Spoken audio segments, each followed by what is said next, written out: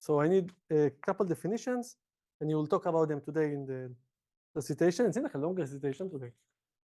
You have like these definitions and understanding the rational function field, but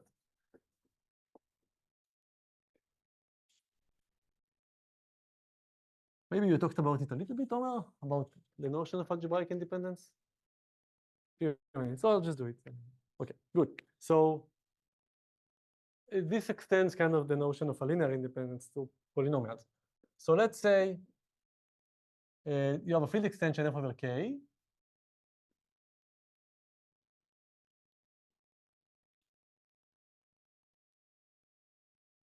A set T F is said to be algebraically independent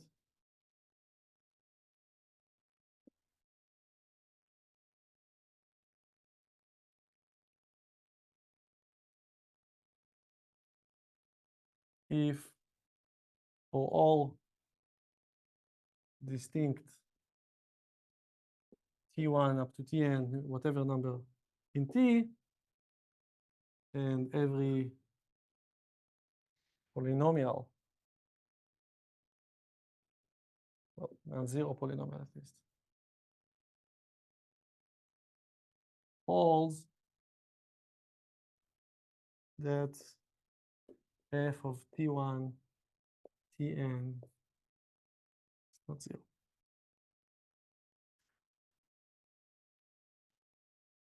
Okay, so we're looking at the field extension, and we take a couple of elements, maybe infinite, but a couple of elements from F, T, and we said that they are algebraically independent if there is no polynomial relation between them. Okay. Namely, any number of them, maybe it's infinite, so any number of them, for any number of them, you cannot find a polynomial with coefficients in K, of course. Coefficient in F, you can do everything, but with coefficient in K, non-zero polynomial, because otherwise you're cheating, for which this is vanishes. Namely, there is no polynomial relation. Okay, it's kind of an extension of linear independence.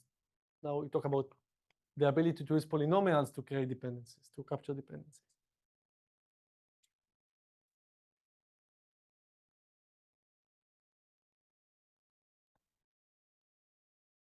There is a moreover part to this definition. So an algebraically independent set T is called maximal algebraically independent.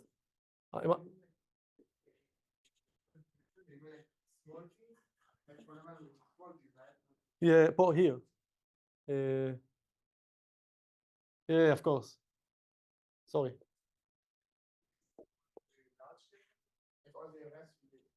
No, so no, good. So I mean, maybe it's this is a set, and this is just my way of kind of writing. It's the general way of saying that these are symbols and not the elements. So capital X, yeah. Sorry. So, but that confused everyone anyhow. So right. So there is no polynomial in n variables like over k, for which, but here there should be small t's also in the notes. It's a typo. Sorry, and it's a misfortune that the set is also called T, like those. But that's okay. So I'll do a dot here so that I can fix it. Okay, so an algebraic independent set is called maximal algebraic set if with respect to inclusion it's maximal. So if for every set S that strictly contains T, of course in F, T is not algebraically independent. All right, so it's called maximally if any element that you kind of try to add to it creates polynomial dependencies in the elements.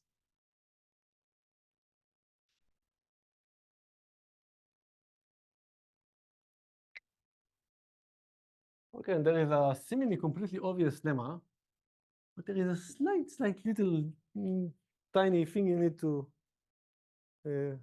say when you prove it, is that P is a maximal algebraically independent set if and only if f over kt is what?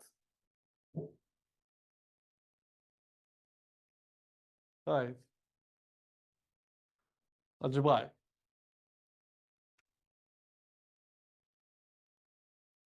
Because, right, if it's maximal algebraically independent, it means that every other element like of f that's not in T has algebraic dependencies.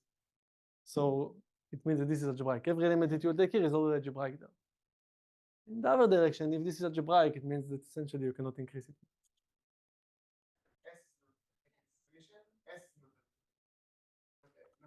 No, the S is if for every S. For every S is not algebraic. I think I mean that. So this just says that T is maximal with respect to this property. And what I'm saying here is that a set T is maximally algebraic independent set, namely every set larger than S that contains it. There is no S. Yeah, good. Thanks. Yeah, sorry. Yeah. I thought you were talking about somewhere here. Yeah. Good, sorry, yeah. But here it should be fine. Yes, here it's okay. Thanks. It's kind of obvious, right? I mean, this lemma.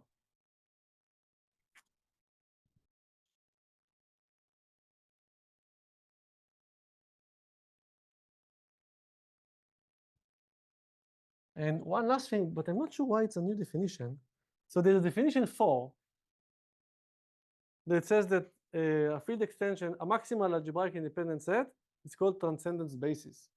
So it looks to me just like another name for the same thing, which I didn't notice. So I'm just thinking with you, okay? There's another definition here which I just noted today. It says that if you have a field extension, so it starts like that, and they say well, you know, a maximal, it's my fault, right? So a maximal algebraically independent set is called, and then there is another name for it. Okay, so I think it's an AKA. I mean, instead of taking the maximal algebraic set, you can also say, but it's a long transcendence basis. Okay, because in a sense, it spans everything up to polynomial stuff. Like once you have those elements, using polynomials, you can get everything. Okay. So another name for that is just transcendence basis, unless I'm missing something obvious. And what you prove in the recitation, and that's kind of cool, maybe next time, today, hopefully today. Oh. So what you're going to do, and I'm using that in this definition, you're going to prove that, you know, for a field extension f over k, there could be many transcendence bases, but they are all of equal size. Next time? Never? Maybe never. It says you proved in the recitation. So no, that's okay. It's a very, I remember that, it's a very annoying proof. Yeah. Well, a theorem. The theorem is that there is a very nice video of Richard Bochers that actually does it, so I can maybe link to it. But there is it's you know, it's like you know, the notion of dimension, you know. You can have many linearly, in the sense of linear algebra basis, but all of them have the same dimension. Same thing happens here. But the proof is even more annoying. Even there it was a bit annoying, if you remember. Here it's even more annoying. So just the theorem is that well, even like in infinite, even cardinalities. So I write size, but you know what I mean. For us, it will always be finite anyhow. The size, cardinality of every two transcendental bases of the same extension, of course, are equal. You just kind of move one to the other a little bit. Because you know, you take one element in one of them, it cannot it's algebraic over that one. You kind of replace it and you move both of them down and you continue. But it's annoying. So that's a theorem. But using this theorem, which I'll send a link, you can also check it. Richard Brocher does the most bearable proof for that. It's not the person who proved it. Okay, so that size, let me write it like that, is called the transcendence degree of the extension, right? It's an invariant of the extension itself. And is denoted by, so it's kind of weird. You do a tr, do a dot, deg, subscript k, and then f. Okay, the dot is weird. Who puts a dot? Like, what would happen if there is no dot?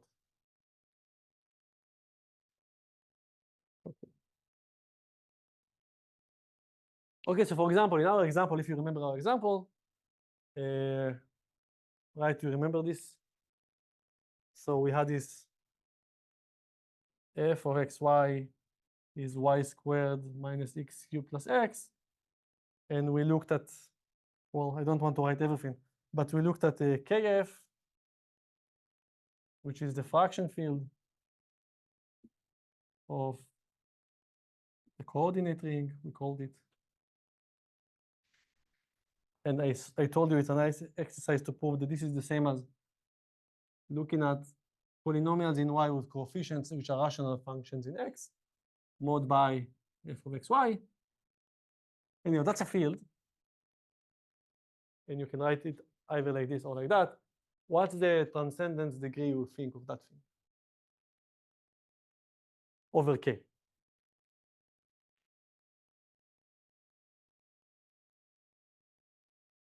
You should think, how many transcendence elements do I have? One, actually, right? You have like x and y, but they are polynomially related. So one, right? So once you know y, or maybe x, or whatever, x plus I, once you know one of them, everything above it becomes algebraic over it because of this relation between them. I mean, it's not like completely obvious, but intuitively. Once you add x, everything is yeah. Here it's kind of obvious. Once you add x, then this is algebraic now. But also once you add y, this is algebraic. And note that the transcendence basis is one. Namely, it doesn't matter if you choose x or y or x plus y, you choose essentially whatever you want. But the algebraic floor above it, the degree may change. So if you choose x, then it's a degree 2 extension now, right? Because once you have x, this is now an element in your field, as far as I'm concerned. Then y squared, I mean, you just need a degree 2 to get y. But if you choose y, so that's an element in your field, like you flip the x and y here, and it's fine, you can do it. Then the transcendence degree is still 1, but then the algebraic degree above it is 3. So it really depends. So the algebraic floor above is not an invariant of the field extension, but only the transcendence degrees. It's like the rougher part and then the finer part, whatever. Okay. 10. Why, sorry? Because you would think like, give me x and y or something, right? So if you give me x and y, then they are algebraically dependent because there is a polynomial. So the way you should think about it is that, I think of elements here as functions. And you see, in a sense, they are one-dimensional. Like the transcendence degree is how many inputs you have to the function. Technically, you have x and y, but y is not really an input because if you know x, then like y has like, it's algebraically depend on it. So it's not like free from it. So you should think of the transcendence degree as these functions, how many variables do they have? And the fact that this is an invariant means that in a function field, what will be in the next hour, a function field, all functions are of the same dimension. Like on a curve, they will be on dimension 1. You only get the parameterization like x something. If you had 3 variables and only one relation, it would be 2. If you had 3 variables and have 2 relations, it may be 1 or 2. Right, exactly. It's like in linear algebra. These are the kind of constraints, and right, but they could be dependent, like polynomially, and then you may have 2 relations which give you only 1 constraint. Good. So let me just check where we are. Well,